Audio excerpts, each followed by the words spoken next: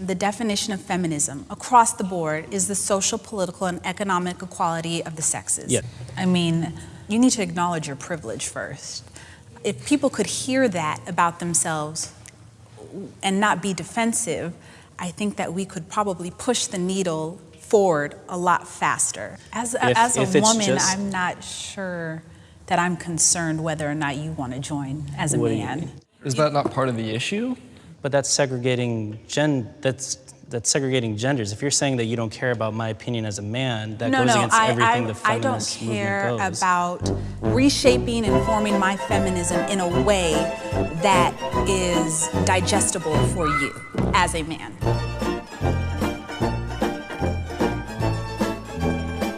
Emma, hi. You're neither male nor female, right? That's true. I identify as non-binary, which means I'm neither male nor female, and correspondent to that, I use the they, them pronoun. However, the idea that you're saying that if this person chooses to say that they are they, that you can't engage with that because of your belief system. We live in a culture where lots of people have lots of different beliefs, as is very, very clear on today's show. We cannot say, I have this belief system, so therefore I'm going to impose it on everyone. In this, you can't do that. Like, she has a particular...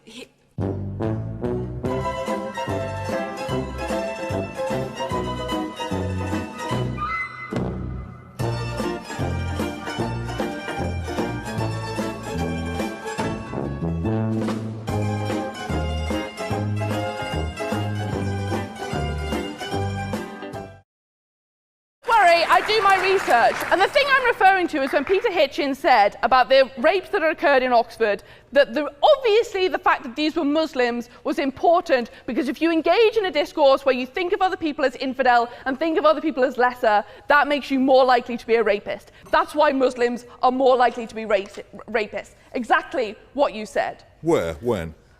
2013. Look it up. You wrote it. Google it. I didn't. Right. I didn't. Okay. You got the wrong the problem person. is that this is. I mean, obviously, I did my research before the rape. That's just moronic to say that I didn't. Check it yourself. You should remember what you write, especially when it's that offensive. You should get a new search engine. The reason is that this also leads to harm, right? The reason why this discourse is so instrumental in perpetuating violence is obvious. Because apartheid doesn't make any sense if people aren't engaged in a discourse of racism. It would collapse under its own ridiculousness. It has to be buttressed by that discourse. Homophobic attacks make no sense without a discourse that legitimizes homophobia, without playing into that discourse and being part of that conversation. Transphobic attacks make and all of the trans women and trans men who die in this country and other countries makes no sense without the discourse that Brendan O'Neill specifically perpetuates when he refuses to recognise their chosen gender identity. Islamophobic attacks in the UK make absolutely no sense without a discourse of Islamophobia, without the discourse that Peter Hitchens himself perpetuates. Peter Hitchens, when you write that a discourse of Islam is what causes Muslim men to rape, you are engaged in a discourse of censorship. You are saying that the discourse of Islam is something that is wrong, something that should not be allowed, something that you object to. Yeah, go for it. Is it not true that to have a different opinion isn't the same as telling other people that they shouldn't have or they can't have that opinion? Absolutely not!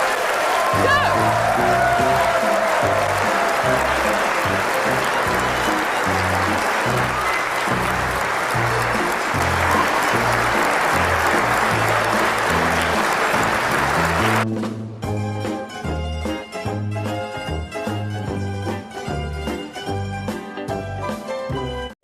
Which doesn't matter, but I just don't understand how you find somebody guilty of doing something to a 15-day-old baby because there was no evidence whatsoever that proved anything about me putting my hands on my kids. I've never done it. I never would.